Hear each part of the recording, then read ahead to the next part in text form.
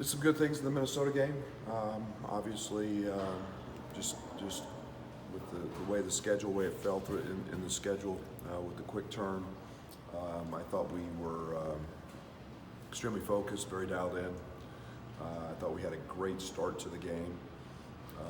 Had a little bit of a lull, but felt comfortable throughout. I mean, just did a kind of a yeoman's job, worked him down, just kind of kept it where we needed to keep it. Thought we got some really good play. Obviously, RJ stood out with a double-double, and it was great for him to have one of those nights. Now it's it's another quick turn.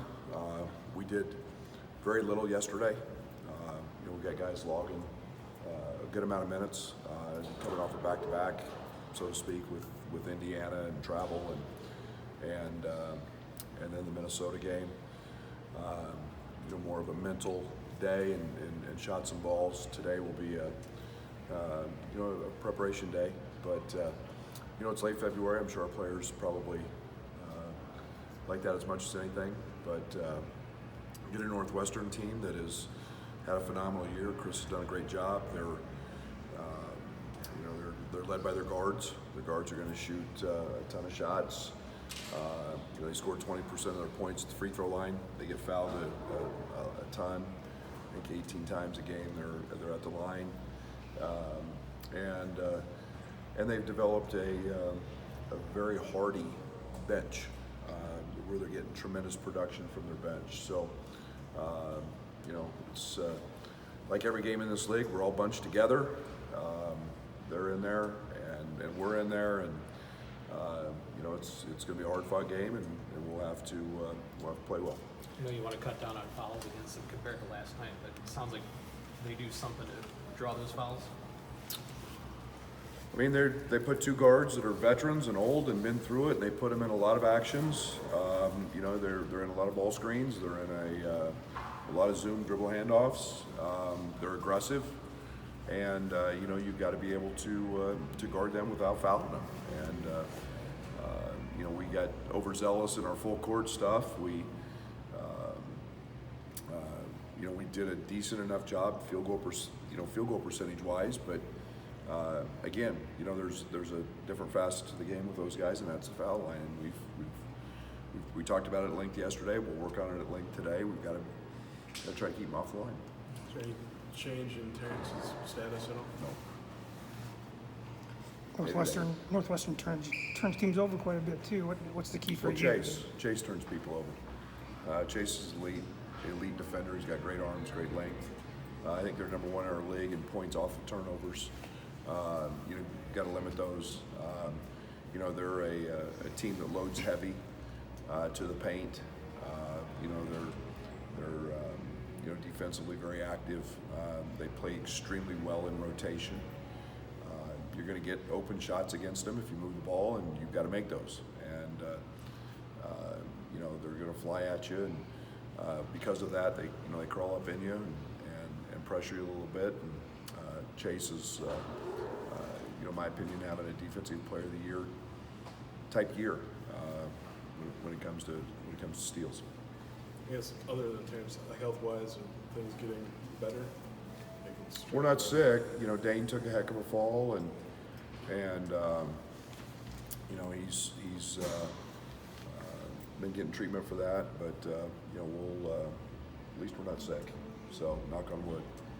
For RJ to have a game like that, especially if they're struggling versus Indiana, what does that mean for him, and how does that translate to the rest of the guys?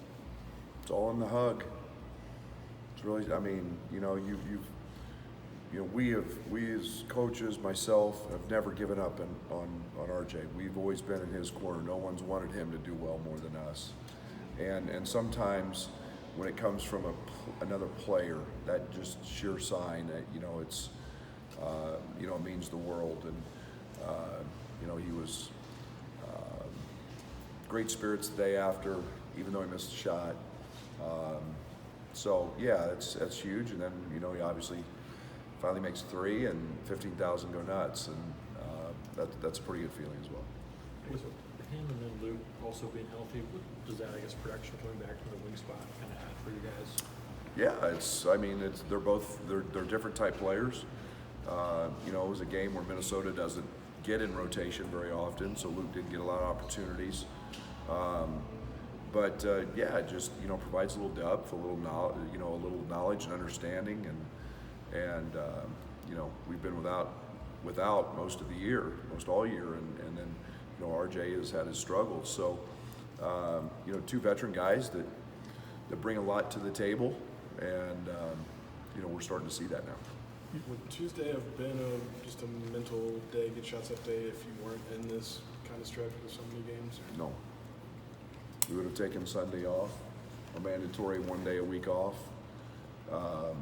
you know, and then we would have had a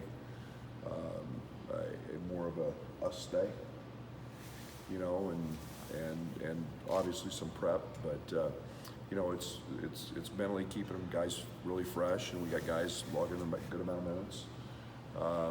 Physically, we're in great shape from a physical conditioning standpoint. It's more the mental approach, and you know, there was a very emotional game in Bloomington. Great environment. I'm excited the way we bounced back and played with enthusiasm and some energy in the Minnesota game, but it's more a mental day, and yeah, it definitely changes our schedule. We had to get permission from the league and NCAA to not have a day off this week because of the reschedule.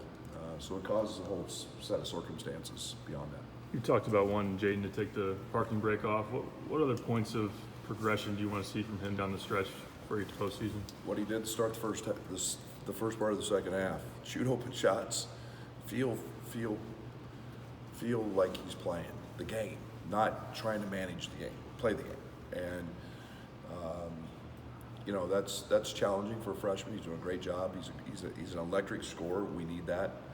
You know, he's been struggling a little bit from three, but you know, he's outstanding 3-point shooter, and you know, to see that go down was really encouraging, and hopefully that'll get him, you know, okay, you got to guard me at the three. I can also get to the rim and get to the paint, which he does at an elite level.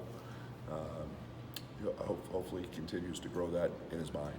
Have you and your staff started to monitor Matt in terms of minutes, just so that he has gas in the tank at the end after maybe that last media timeout? No, he's No. 22. Okay. I worry about I do worry about, you know, guys that in quick turns. Right. You know, maybe that aspect of it. But you know, when the game's on the line and the adrenaline gets going and all of that, you know, we're conscious of what he's playing. Fletch does a great job. They've got monitors on, so we know how much they're running every game. You know, the second group yesterday did a lot of running where they didn't. You know, we monitor it that way, but you know, is that something to be? No. You know, if he's worried about that, he's got no chance at the next level where they play 82 of them. It's been a month and a half since you played these guys in Evanston. What's different about your team now? That's when we were going through our change. I mean, we were going through the entire process of restructuring and redoing some things. I hope we're doing it better. They're playing better as well. You know, so I think it's, you know, we didn't run spread very much. We were still in the early process of that.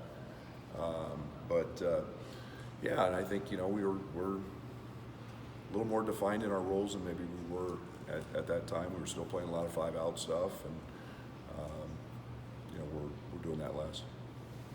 And to have this kind of stretch in the last 2 weeks of the regular season, is that a concern? I mean, maybe compared to when you did it in January? One thing I've learned to not stress about and worry about is what I can't control, and I can't control any of that. And all I can try to do is manage that. Am I concerned? No. Guys, to be very honest, would rather play than practice. Are there certain areas that we need to work on in practice? Yes, I missed the opportunity to maybe not work on us as much, trying to find time to do that. But you know, I'm not going to worry about something that I have zero control over. I'll just try to help manage it a little bit. But you know, we're gonna roll out and play, and that's what these guys love to do. Thank you.